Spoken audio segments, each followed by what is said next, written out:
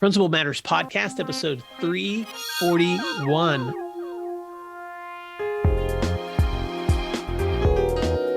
Hi, friends. This is Will Parker, host of Principal Matters, the School Leaders Podcast, where each week we bring you inspiring, innovative, and imaginative ideas for your own school leadership. This week, we're talking about the power of shared leadership with my special guests, Cissy Goodridge and Deirdre Timusk. Cissy Goodridge is passionate about the middle years and performing arts, and she has taught instrumental band and vocal music for 30 years in both single-sex and co-ed independent schools in Toronto, Oakville, and Melbourne, Australia. Cissy holds a Bachelor of Musical Arts in Music Ed from Western University and a Master's in Education from the University of Victoria.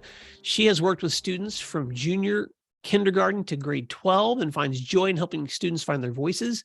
In her 30-year career, Cissy has held many leadership roles, including assistant house advisor, department head of music, director of performing arts, and most recently, the head of middle school at Havergal College in Toronto. And Deirdre Timusk has been teaching since she was 7 years old, starting with her younger sisters and her first and only student. For years, she conducted lessons on reading and math and science from a school desk in their basement.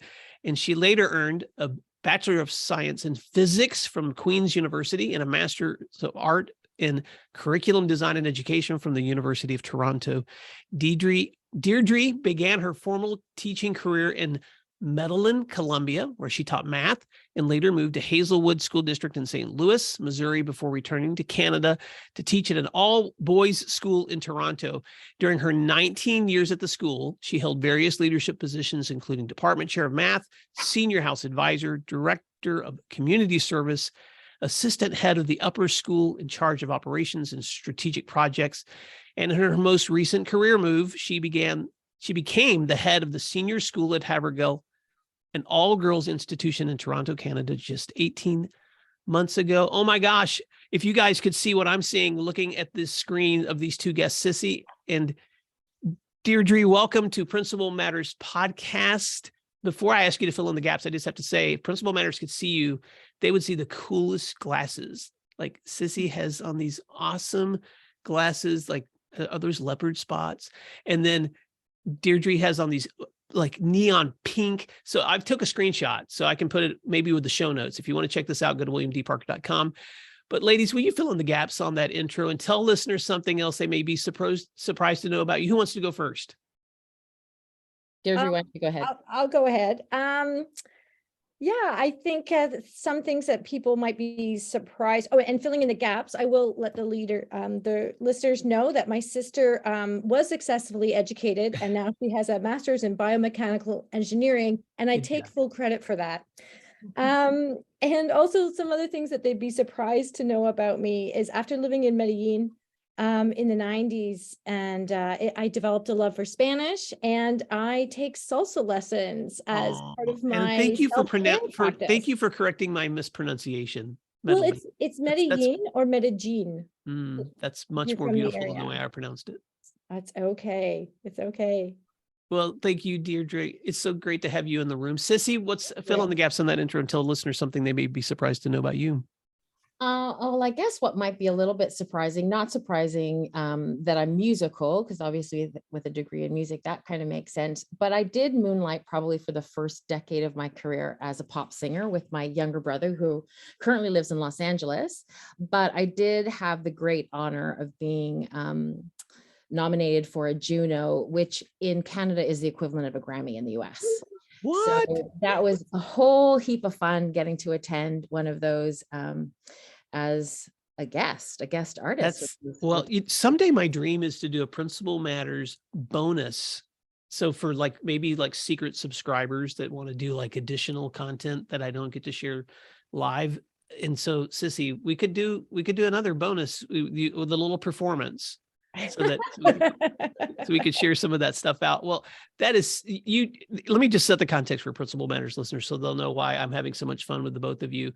You are both listeners to the podcast. Yeah. Deirdre, you reached out probably more than a month ago, 6-8 weeks ago, and you connected me with some great content because you listen and you give me a heads up on a potential a potential guest who I reached out to as well. And so in the circle of our correspondence, we jumped on a Zoom and got to know each other, and Cissy jumped on and we got to know each other. And it was, I love this work so much, because just sitting in the room with you two and getting to know about your school, I just immediately was like, I have got to get you two on my show.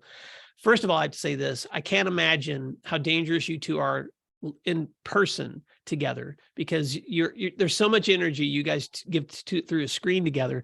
But knowing that you both lead in the same school, one at the middle level and one at the high school level, you guys either have a lot of fun or you get in a lot of trouble, or both. I'm not sure. I'm sure it's both.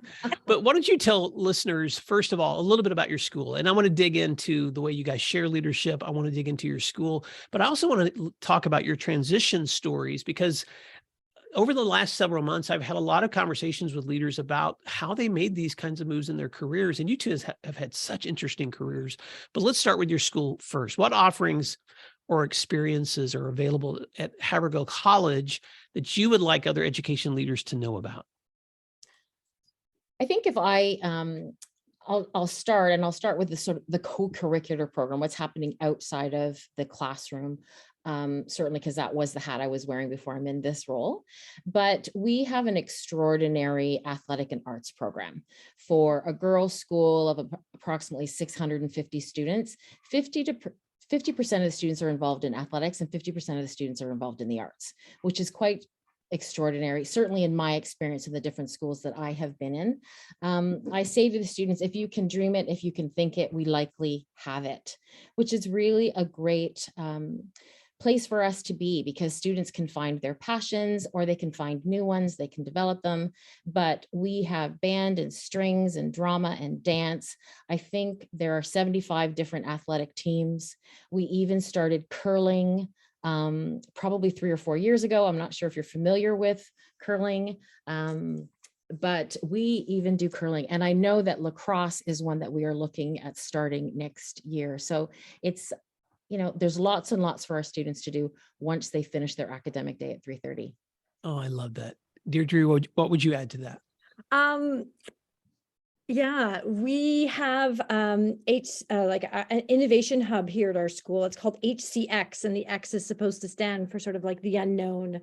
And that's designed to support students and faculty through new contemporary programs and innovative learning experiences.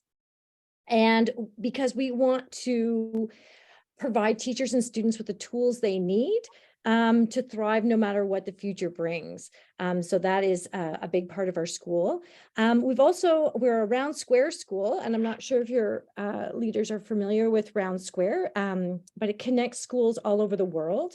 They have conferences, but they also facilitate exchange programs. And so we have a thriving exchange program through that organization. And we also run something called the Forum for Change, which is the hub of our community partnership and volunteer center of the school. And we have structured our service department to work primarily with certain community partners. So that way it is an exchange of us learning from our community partners and them learning for us, instead of just us giving, if that makes sense. So it's an educational exchange between our students and our community partners. So that is, it makes the volunteer opportunities, we hope, more meaningful for everybody. Wow. Okay, I have a few questions. So as a boarding school, and Cissy, I believe you said you guys have told me before that you have students from 7 different countries around the world. And you also, as you just mentioned, Deirdre, you guys do a lot of exchange programming. So what is that like, working in a school with that much diversity and kids from so many different places? And when you say boarding school, do you have both residential and non-residential? What does that look like for you guys? That's a great question. Well, we are a day and boarding school. So we have about 650 students in the upper years, so 7 to 12. And we have 50 boarders that live on the third floor of the building. And they do come from 7 different countries. We have quite a diverse population in terms of the day schools, but it really is an interesting place because for our day students, it's like a regular school. You come in at 8 o'clock and you go home whenever your activity is finished. But for our boarders, this is their home. So, sometimes if I come in to school in the evenings, our boarders are all over the school, in their PJs. Some of them are practicing their instruments. Some of them are watching movies, but they're just using the space as it's their living room and their family room, which is really quite awesome. And they call it their family, their away from home family. I would imagine that means you have a lot of second language as English as a second language speakers in your school too. So that would be interesting to see how many of your students are speaking English as a second language. Yeah, well, we're in Toronto, and Toronto does have a lot of people who are immigrants to Canada, and even kids who are not boarders. A lot of them, English is their second language. And that's part of being a multicultural community. And Toronto is a hub for people to immigrate to. So, well, you guys are inspiring me because I've had a listener reach out recently, actually a couple of listeners asking me some questions about support for students learning English as second language. And so I'm seeing this in so many different contexts in both border communities, but also communities that are bringing in refugees like from the war in Ukraine, or in communities like yours that are already a hub for international development and travel. So thank you for giving us some context. How desperately I would love to just be standing right there with you right now, seeing your kids and their faces. And I want to ask you guys your story, because you guys have a unique role. You share leadership together in this school. And this may be off script, but I may want to probe a little bit in how that looks in the way that you guys are leading.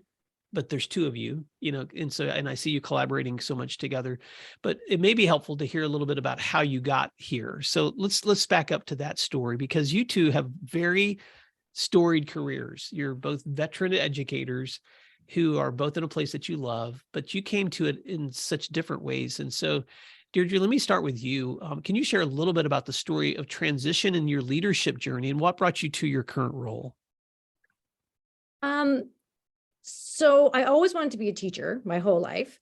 And I never thought I'd be an administrator. Never, never, never, ever. And I love being in the classroom. I'm a very creative person. Every time my lessons would be different. I would read the mathematics teacher, because I'm a mathematics teacher by trade. I would read that cover to cover every month and, try all the new things. But I kept looking around, and I was in my school and I kept wanting to make the school better. So I'd put my hand up for certain things, like, let's paint this wall, and let's do a math trail, and take, all the grade 8s, and we'll take them down to the Eaton Center for the day. And I would, speak up at department meetings and want to change sort of processes in the school and procedures in the school. And I started in a pastoral role as a senior house advisor at the all boys school, in charge of 80 students and leading that sort of house activities with them. And at the same time, I took on an academic leadership as department chair. And I really loved creating a vision for that department. So I, took a department that, didn't have, say, very much technology at the beginning when I got there. And we worked together as a team to develop a vision together and to sort of get there. And at the end of my 10 years, we actually won an award for the best math department in Ontario. So that was like fun to do. You know what I mean? It was a challenge. And I just kept wanting more challenges. And I saw more things that I'm like, oh, you know what? That community service department, I know that could be really fun. To see how I could take what somebody's already made and like, where else could we go with this? So I started moving into another area of the school that I didn't really know anything about. But I took those skills that I had sort of fostered working with the boys, working in the pastoral role, in my role as department chair. And I sort of just transferred those skills into a new area. And because I knew nothing about community service when I took it over. And that was wonderful. And then a few years later, I moved into operations and strategic projects. And in that role, our school hosted a family from Syria, and I had to coordinate all of that, knowing nothing about hi, there's 7 people moving to Canada, find them an apartment, work with the community to do this. Here's your, the budget of money that we'd raised, figure out how to get these kids in school. And as part of my job. So that was really interesting. And then I also in operations had to actually start running the back end of the school all the time. So I called myself the electrician. I didn't know how to do scheduling. No clue. I didn't know about how to make an on-call schedule or how to do duty schedules with people or room things and all those like back end things that are non-glamorous. But it was amazing. And I really enjoyed that challenge as well. And and I was so blessed to be in a large school that gave me so many different opportunities. Like there was lots of different areas. But what I realized being in an all boys school was that even though I had been in co-ed in St. Louis and in Medellin, that I had missed working with girls. And when this opportunity came at Havergal, which is just up the street from where I was before, this gave me an opportunity to sort of flex muscles in another part of administration that I hadn't had a chance to do before. And I feel really blessed to be where I am right now. And ultimately, when I think about the future and people, this is hard. It's interesting. It's hard for me to say, but I would like to be the head of an independent school at some point in the future. Mm-hmm. It feels very bold to sort of put that out into the universe. But that's also part of my transition, right? Going from never wanting to be an administrator to, I actually really love making a school better and making a school a great place. And that's what fills my bucket. Well, this is why I love transition stories, because everybody's story is different. But there's so many things I heard there, Deirdre, and me, I always love to summarize things I hear because it's helpful for me to like pull lessons. So if I was going to pull some lessons from your summary, from your story, I would say to principal managers listeners, if you want a list of qualities that make up the job of an admin, then here are some of those qualities. Always wanting to make my school better, always wanting to enrich others' learning how to improve processes, being able to create a vision, being able to embrace new challenges, transferring the skills I've learned today to something new tomorrow, knowing how to coordinate with families and budgets, developing schedules, and looking for new opportunities. Those are all the qualities that I believe involve growth. And so whether you're moving into administration or just growing in your career, those are just such important qualities for growth. Anything you want to add to that before I jump into Cissy's story? No, I would say to be open to change. Like, I guess when I became a teacher, I had a very fixed mindset, right? Uh-huh. And now I realized, because I thought, I'm 25 years old, I'm done growing. And now at, the ripe old age of 52, I've realized how much I've changed, over the last 25 years. And so that's what I would recommend for your listeners, is just to don't box yourself into a corner. And when somebody taps you on the shoulder, listen. Support for Principal Matters comes from Summer Pops Math Workbooks. For my listeners serving grades 2 through 7, here's a message from our friend Pete over at Summer Pops Math Workbooks. Demand is high this year. And if you want to order Summer Pops for your students, you need to place your order soon. If you've not contacted Summer Pops, you should do it this week. Principal Matters listeners can work with Pete directly. His email is pete@betterlearningeducation.com, or visit their website, summerpopsworkbooks.com, to learn more. Summer Pops are designed for your students to practice math over the summer. Engaging, easy to use, and content rich. I've had the privilege to review these workbooks, and they are excellent resources. Thank you to Pete for being a guest on episode 336 and sharing the story of how summer pops were designed specifically for helping students like yours retain and grow their math skills over the summer. Summer is almost here, so visit summerpopsworkbooks.com today.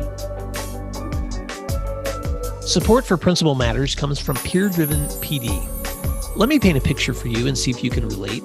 You look at your calendar and you see it's time to prep for your next PD day, and you know that you and your teachers have a lot of shared knowledge and experience, but wouldn't it be nice to have a gold mine of high-quality PD at your fingertips so that your teachers could access it at any time and anywhere? Well, there is some help. Go to peerdrivenpd.com and find a library of films with some of the best teachers in the country talking about their tips and techniques that really work in real classrooms. This isn't just engaging for your teachers and helpful for you. It's really strong content that's going to increase student learning and improve relationships with kids. So if you want your teachers to love their PD and learn strategies that are tested and proven by their peers in real classrooms, visit peerdrivenpd.com to request a quote today. Be sure to let them know that Principal Matters sent you, and Mike will include a package of complimentary resources specifically for administrators. That's peerdrivenpd.com.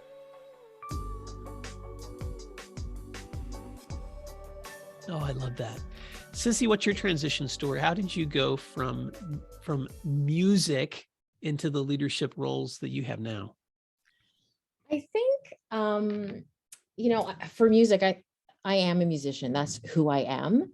But I will say it does seem to me from when I first started teaching, I've just really been blessed with working with leaders who throw things my way. And as as Deirdre says, I was just open to it. I was always open to try something new, something different. And I've had leaders who were say, how about this? Do you want to try this? And I said, yes. So when I first took on my first permanent role, it was at a boarding school, and they were looking for someone to go to teach music and to live in a girls' boarding house. And so they said, are you interested? I said, sure. I'd never lived in a boarding house in my life. I didn't even know what a private school was, let alone now be responsible for, 16 and 17-year-old students. So my career really started, it was dual. I had my teaching role, but I also had this leadership role in terms of, the pastoral there of our students. So I've always had sort of my music thing going on and something else going on at the same time. From there, I continued with my teaching, but then we were around Square School, and this is where we have, these relationships with schools all around the world, and an opportunity for us to connect as teachers and with students. So again, my head of school said to me, how do you feel about taking a group of students to Africa? And I said, sure, why not? Let's go to Nairobi. So we did that. Again, I met more people and worked in a capacity outside of music, really just how do we give back to our community? Being in a place of privilege, how do we help others? How do we use our privilege to make this world a better place? So I continued with that, stayed at the school for 14 years. I was there for a very, very long time. And again, my head tapped me and said, I'm really interested in starting teacher exchanges. Would you consider going to Australia for 6 months? Come back, write a report, and let me know how this works. Because of course, Australia literally is on the other side of the world, and their school year runs almost in opposition to ours in terms of the time of year. But once again, I said, sure, let's give that a go. Let me go down to Australia. And as often you hear, I think I was there for 2 weeks, and I met my husband, my now husband, and my 6 months turned into 7 years. And the school that I was at was also around Square School. And I was lucky enough to get hired right straight into a leadership role there as director of performing arts. So again, talk about stretching yourself. I left as a single woman, had never, I visited lots of places, but hadn't lived anywhere else, and went into this school that was a 3-campus school. So in this leadership role, all of a sudden I was overseeing programs in 3 different campuses, learning, an entirely new curriculum. And of course there were bumps along the way, but just tried to stay open, listen, watch, learn, and at the same time question and say, that's interesting. Have you ever considered doing it this way? And then I had the opportunity, I got a phone call one day about Havergal. And of course, having lived and been in this system, I knew the school. It had an exceptional arts program. So I said to my husband, what do you think? And he said, well, why don't we give it a go? So I found ourselves back here in Canada, and I've always been passionate about young people. And in particular, as I said earlier, the middle years, there's just something about students that are, 12 to 14. Every day they wake up, they're not quite sure who they are as young people. And I love that energy. So I just, continued with my music and leadership. And then the opportunity for head of middle school opened up last year. So I thought, I've got a lot of experience. While this is entirely different than anything that I've ever done, let's throw my hat in and see what happens. And I was thrilled to take on this new role. So everything, every day for me this year has been new. Cissy, if I was going to give a title of the book that you're going to write about your life's journey in education, I would call it "Want to Try This?" I'd call it "Want to Try This?" Because think about how many times you said yes in your journey. You want to try this? You want to try to board and do pastoral care for girls? And you're like, never done it, but I'll try it. You want to do that? How about Nairobi? You want to take a group of kids overseas and hey, you want to try this? How about a teacher exchange program in Australia where you ended up getting married and directing at 3 different campuses? And oh my gosh, what a great story. And it's so neat to hear both of you tell different stories that ended up leading you to the same place in terms of the place that you serve. You guys are relatively young leaders in the building that you're in the campus that you're serving, but you're not young leaders when it comes to the years of experience the decades of experience that you've had serving students in so many different settings. And as we're speaking to listeners, to Principal Matters listeners, and you guys know, because you listen, we have listeners that are both aspiring leaders, experienced leaders, but for those that are maybe listening today and they're thinking about a new role in education, or they're thinking about a transition, what are a few takeaways from your own stories that you would share with them?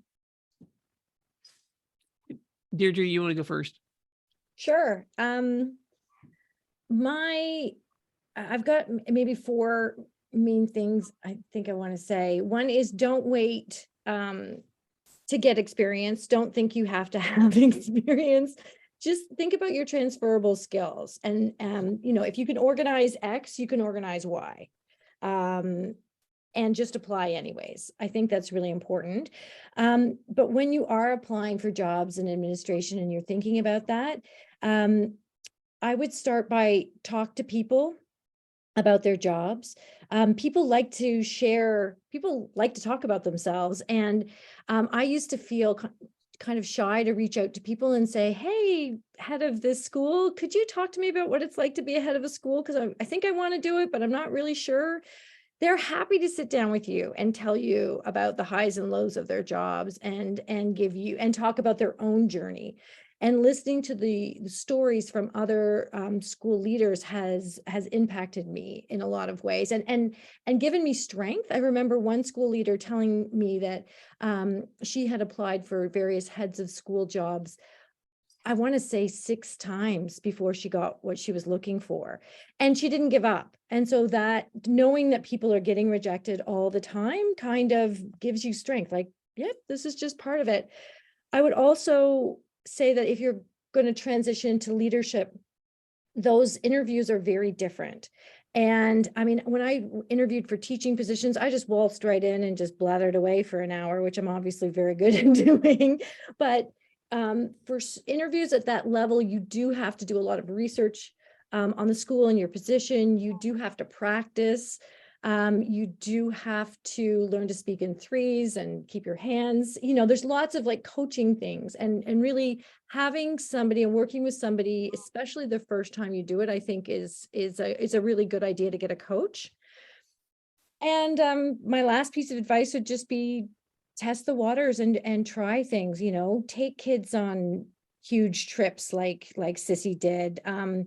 If there's an accreditation visit, say, hey, I want to help organize that. Like, can I be part of that team?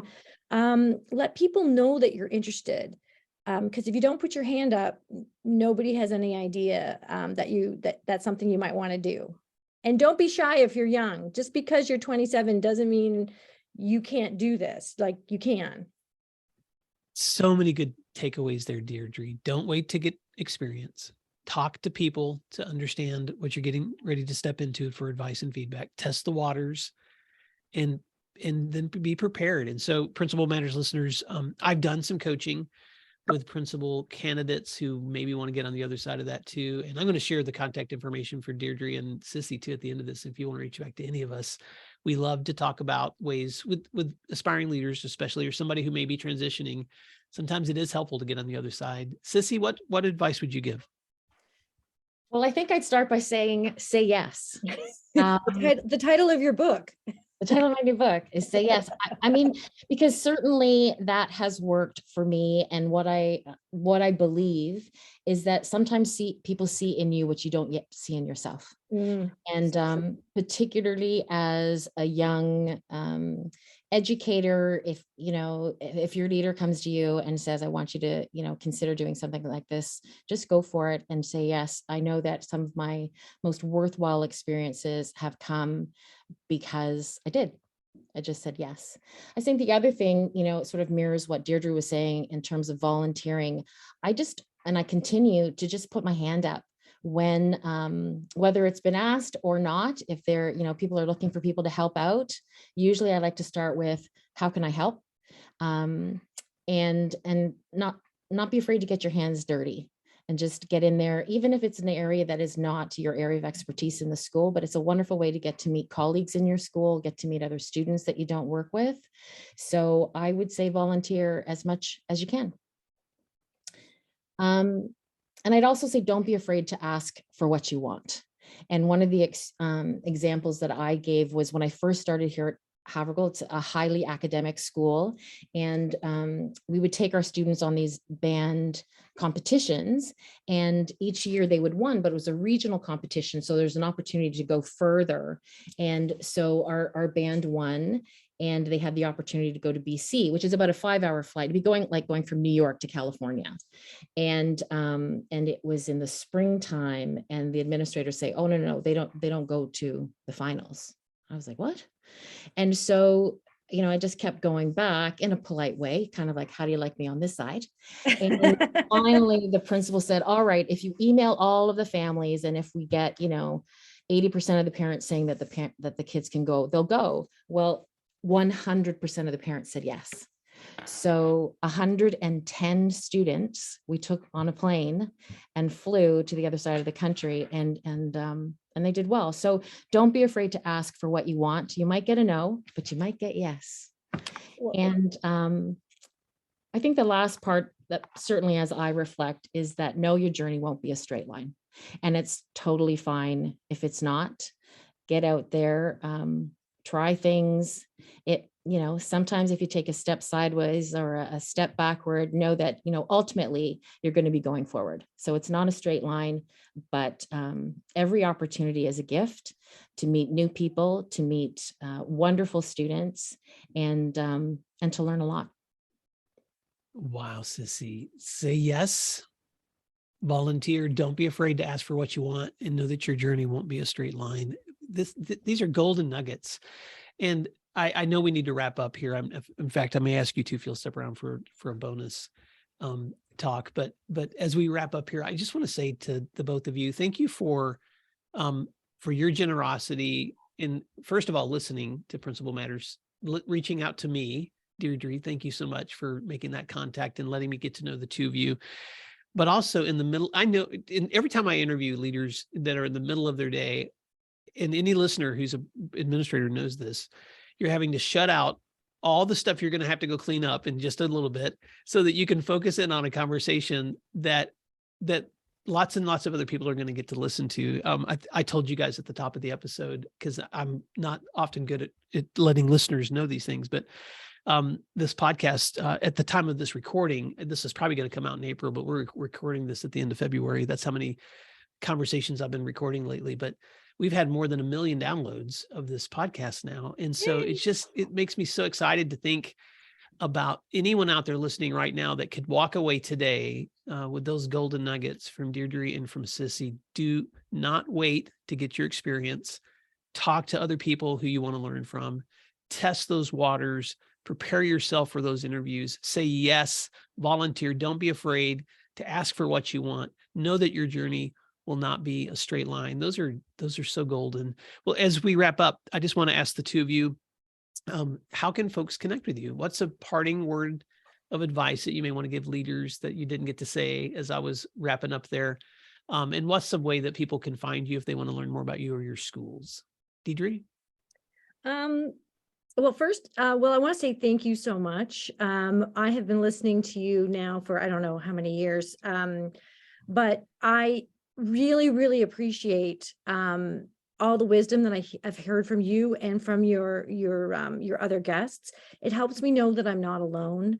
And I've learned and taken notes on so many of those podcasts. So I want to thank you and all the people who have come before me. But my parting words of wisdom are probably listen to others, and say yes. And you're never too young, you're never too old, but ultimately listen to your gut and lean into your values. Because if you have something inside you that's saying, oh, maybe I should try that, I think you should just jump in. And as Cissy said, say yes. Just do it. Love it, Deirdre. Just do it. Cissy, how about you? Well, I just want to echo Deirdre as well and say thank you so much. I also have to thank Deirdre because she's the one that put me onto your podcast, which I listen to every morning as they walk the dog. It's been a real pleasure. And I think there's probably two things that come to mind for me. Again, echoing what Deirdre said, but maybe just a little bit different in terms of listening. I think it's important that we listen to hear, not listen to answer. And I think lots of times when we're listening to people, we're actually listening so that you can tell them what they need or want or those types of things. But sometimes it's just important to listen to hear. And I have to check myself because I am one of those. I'm a fixer. I want to hear and then I want to tell you how to fix it. But no, sometimes I just want to share. So listen to hear. And then for me, it's relationship. There's nothing more important than having a solid relationship with your colleagues and with your students, because when you have that, those difficult moments and difficult conversations are easier to have. They're not easy, but they're easier to have when you have a solid foundation. Oh, that's so good. Ladies, how can folks reach out to you if they want to find you or connect with you or correspond? On our Havergal College website. Well, we will put a link to the Havergal College website in the show notes, and you guys can reach out to Deirdre or to Cissy Goodridge. Ladies, thank you so much. This was so rich. There's so many things I've written down from this conversation that have been helpful for me. And I tell folks this all the time. It's such a weird reality for me, but I learned so much from the guests in the show. And then one of the biggest joys I have is a few weeks later when the show goes live, I listen back and I always learn even more the second time. It's the coolest experience of my life to be able to just keep learning and learning and learning from other people and sharing this out as well. And I know this is not the last time we're going to talk. So Principal Matters listeners, I want to thank you for the work that you do every day in sharing your leadership with others, how your journey has helps others see their way forward. And I want to thank you, Deirdre and Cissy, for sharing how your journey can help other leaders see their way forward too. So until next time, thanks for doing what matters. And Principal Matters listeners, thank you for doing what matters. And we'll talk to you again next week. We'll call that the end of the recording. You know, with your tagline of like, thank you for doing what matters.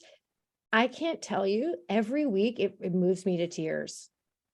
Like it really, really, really resonates with me because sometimes you feel like you're just spinning your wheels and you're like, your life sucks. You're like, oh my gosh, this is horrible. Why am I doing this? But what we do matters. And it is. And when I hear that once a week, somebody saying what you do matters, it gives me strength. You're making my heart so full. I can hardly stand it. Thank you. Yeah, no, I'm crying right now. Yeah.